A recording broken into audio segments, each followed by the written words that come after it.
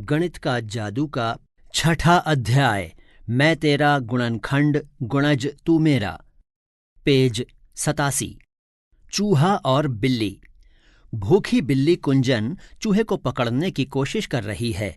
कुंजन अभी 14 पर है और एक बार में 2 खाने कूद सकता है। बिल्ली 3 पर है, वह एक बार में 3 खाने कूद सकती है। अगर चूहा 28 पर पहुंच जाए तो वह बिल में छिप सकता है। पता लगाओ कि क्या चूहा बच पाएगा। यहाँ 29 खाने दिए गए हैं। इनमें तीसरे खाने पर एक बिल्ली बैठी है और 14वें खाने पर एक चूहा बैठा है। ये सभी खाने आयताकार हैं। क, वे खाने जिन पर चूहा कूदा, खाली जगह। ख, वे खाने जिन पर बिल्ली कूदी, खाली जगह। ग, वे खाने जिन पर बिल्ली और चूहा दोनों कूदे, खाली जगह। घ, क्या चूहा बच सकता है, खाली जगह।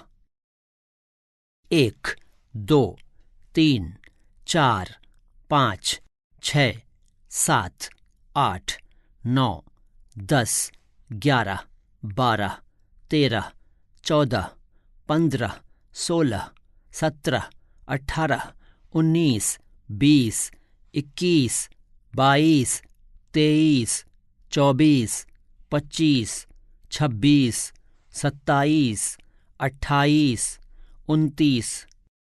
पता करो, अगर बिल्ली 5 से शुरू करके एक बार में 5 खाने कूदती है और चूहा 8 से शुरू करके एक बार में 4 खाने कूदता है तो क्या चूहा बच पाएगा? बच्चों को अलग अलग गुणज के लिए इसी तरह के सवाल बनाने के लिए प्रोत्साहित करें और एक दूसरे से हल करवाने के लिए कहें। पेज 88। मोंटो का इंतजार। मोंटो बिल्ली किसी के लिए इंतजार कर रही है। क्या तुम्हें पता है कि वह किसके लिए इंतजार कर रही है? इसे मालूम करने के लिए एक तरीका है। यहाँ 1 से 60 तक कुछ वर्गाकार खाने दिए गए हैं। ये खाने अलग अलग रंगों के हैं।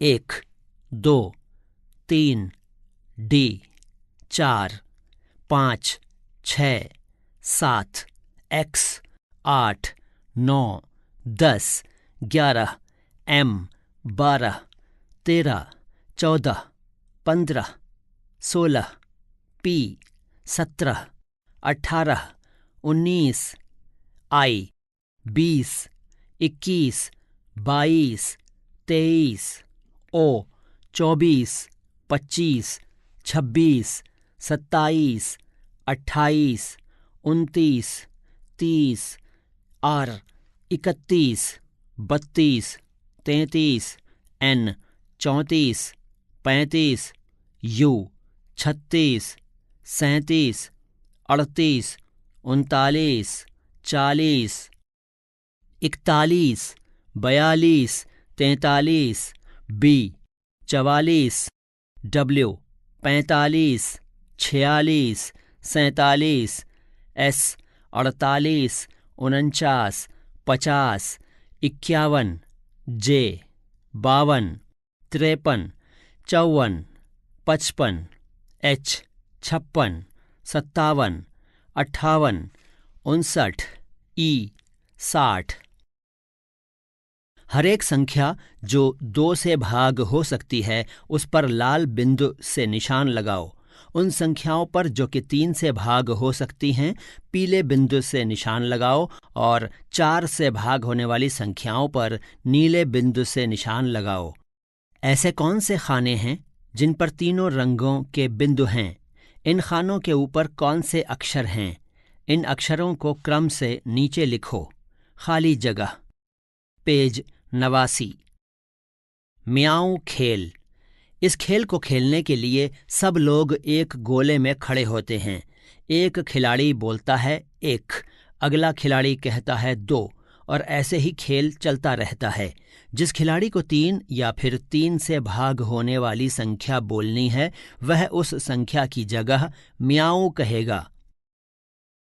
जो म्याऊं कहना भूल जाएगा वह खेल से बाहर हो जाएगा। आखिरी बचा खिलाड़ी जीत जाएगा। तुमने कौन सी संख्याओं को म्याऊं से बदला? 3, 6, 9, खाली जगह।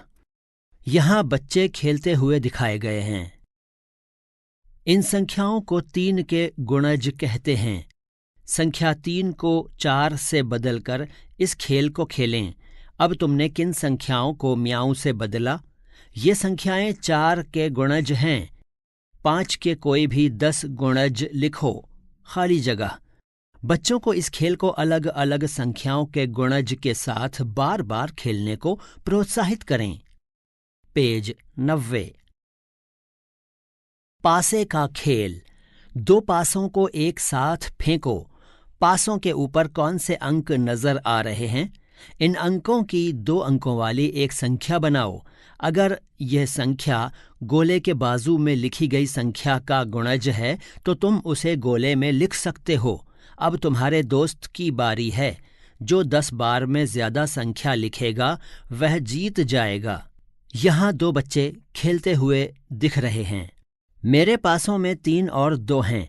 अगर मैं 23 बनाता हूं तो वह किसी भी संख्या का गुणज नहीं है, इसलिए मैं 32 बनाऊंगा जो कि 4 का गुणज है और उसे लाल गोले में लिख दूंगा। यहाँ 4 वृत्त दिए गए हैं।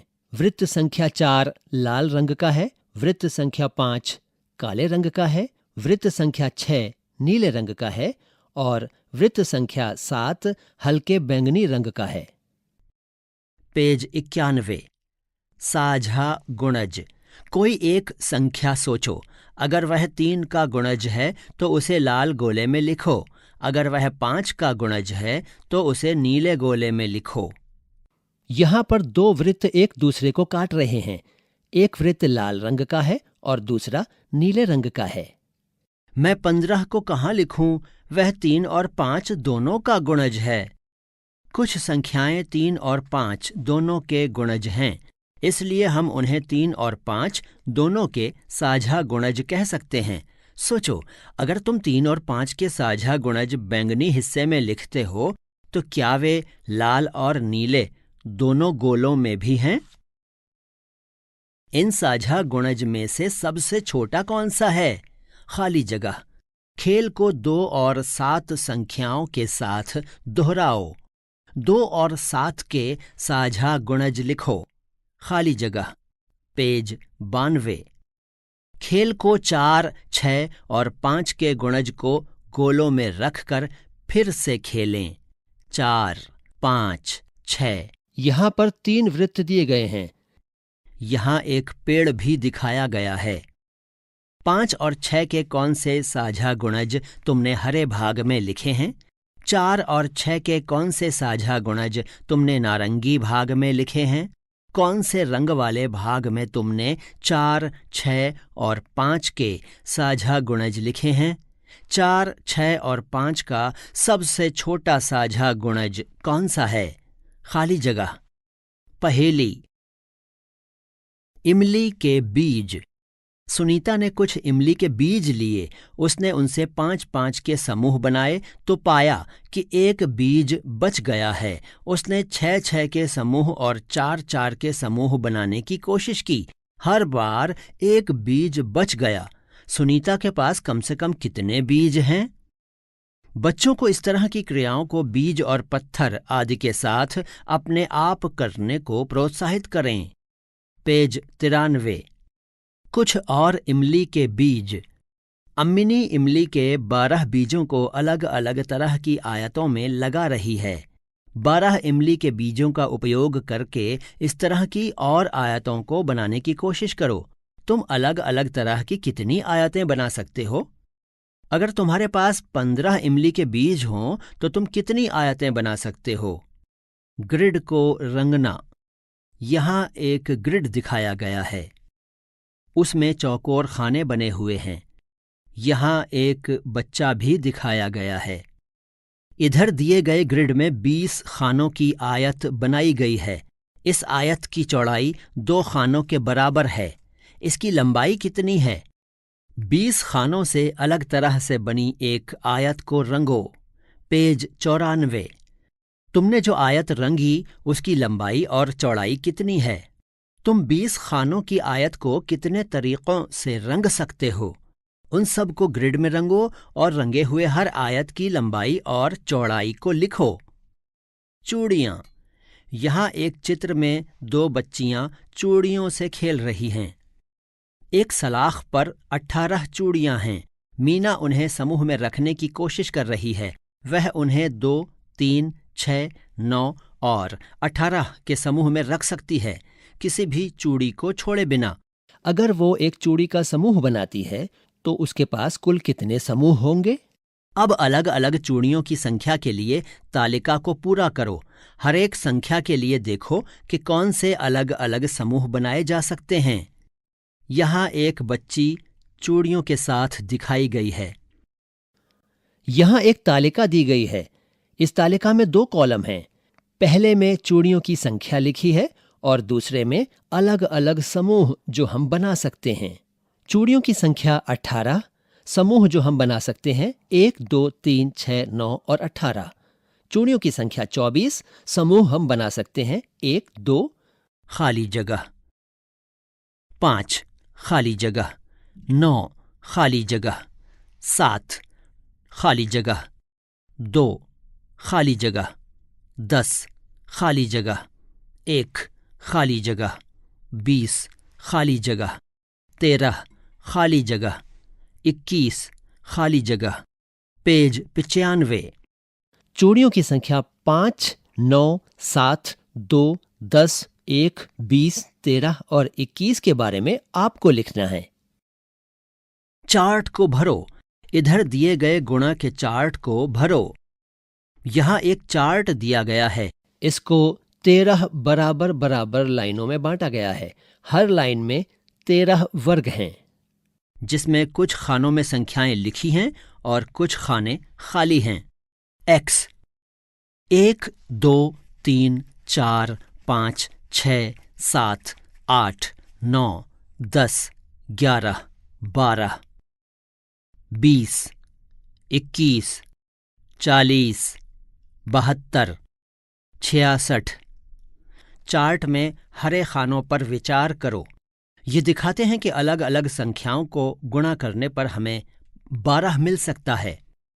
12 बराबर 4 गुणा 3, इसलिए 12 संख्या 4 और 3 दोनों का गुणज है।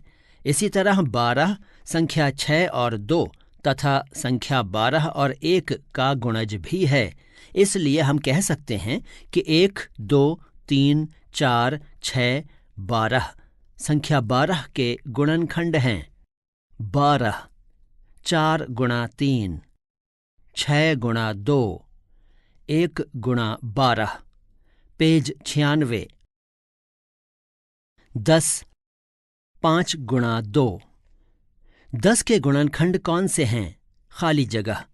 क्या तुम इसे इस चार्ट से कर सकते हो? 36 के गुणनखंड कौन से हैं? खाली जगह। इस गुणा के चार्ट से 36 के सभी गुणनखंड ढूंढो। ऐसी सबसे बड़ी संख्या कौन सी है जिसके गुणनखंड तुम इस चार्ट से मालूम कर सकते हो? उससे बड़ी संख्याओं के लिए तुम क्या कर सकते हो? साझा गुणनखंड। 25 के गुणनखंड को लाल गोले में और 35 के गुणनखंड को नीले गोले में लिखो। यहाँ 2 वृत्त बने हैं जो कि एक दूसरे को आपस में काट रहे हैं। एक लाल रंग का है और दूसरा नीले रंग का है। तुमने दोनों गोलों में आने वाले भाग बैंगनी में कौन कौन से गुणनखंड लिखे हैं? ये 25 और 35 के साझा गुणनखंड हैं। अब तुम 40 के गुणनखंड को लाल गोले में और 60 के गुणनखंड को नीले गोले में लिखो। दोनों गोलों में आने वाले बैंगनी भाग में आपने कौन कौन से गुणनखंड लिखे हैं? 40 और 60 के लिए सबसे बड़ा साझा गुणनखंड कौन सा है? पेज 97। गुणनखंड पेड़। गुणनखंड के पेड़ को देखें। अब क्या तुम इस तरह का एक और पेड़ बना सकते हो? 3, 3, 9, 2, 18, 18। तुम 24 का गुणनखंड पेड़ कितने तरीकों से बना सकते हो? उनमें से 3 को नीचे बनाओ। यहाँ 3 खाली जगहें दी गई हैं। 24, 24 24। दूसरी संख्याओं के लिए भी गुणनखंड पेड़ बनाने की कोशिश करो। पार्क का रास्ता। यहाँ एक चित्र है जिसमें एक व्यक्ति और कुछ सामान दिखाया गया है। 1। अनु के घर में एक पार्क है। उस पार्क के बीच में एक रास्ता है। उन्होंने रास्ते को 2 फीट, 3 फीट और 5 फीट की टाइलों से टाइल करने का फैसला लिया।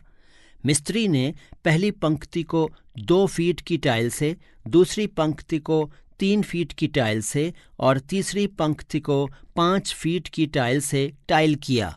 मिस्त्री ने किसी भी टाइल को नहीं काटा। रास्ते की लंबाई कम से कम कितनी है? पेज 98। 2। मनोज ने एक नया घर बनाया है। वह फर्श पर टाइल बिछाना चाहता है। कमरे का आकार 9 फीट गुणा 12 फीट है। बाजार में 3 तरह की चौकोर टाइलें हैं। 1 फुट गुणा 1 फुट, 2 फुट गुणा 2 फुट और 3 फुट गुणा 3 फुट। उसे कौन से आकार की टाइल खरीदनी चाहिए ताकि वह बिना काटे उन्हें बिछा सके? यहाँ एक बच्चा दिखाया गया है जिसके हाथ में टाइलें हैं। यहाँ एक और चित्र है, उसमें 3 मकान दिखाए गए हैं और 3 बच्चियां दिखाई गई हैं। रानी का घर 3, गीता का घर, नसीमा का घर। रानी, नसीमा और गीता एक दूसरे के पास रहती हैं। उनके घर से सड़क की दूरी 90 फुट है। उन्होंने घर से सड़क तक टाइल करने का फैसला लिया। उन सब ने अलग अलग डिज़ाइन और लंबाई की टाइलें खरीदीं। रानी ने सबसे छोटी टाइल खरीदी, गीता ने बीच के आकार की टाइल खरीदी और नसीमा ने सबसे लंबी टाइल खरीदी। अगर वे बिना किसी टाइल को काटे रास्ते को टाइल कर सकती हैं तो तीनों ने किस आकार की टाइल खरीदी? 3 अलग अलग तरीके बताओ। समझाओ कि तुम्हें यह उत्तर कैसे मिलता है। फुट पर चर्चा करना उपयोगी होगा, खासकर जब हम उसका उपयोग अपनी लंबाई के बारे में बातचीत के समय करते हैं। बच्चे अपने सेंटीमीटर स्केल का उपयोग करके 1 फुट की लंबाई का अंदाज़ा लगा सकते हैं। इसी के साथ 14 अध्यायों की इस पुस्तक का 6ठा अध्याय पूरा हुआ।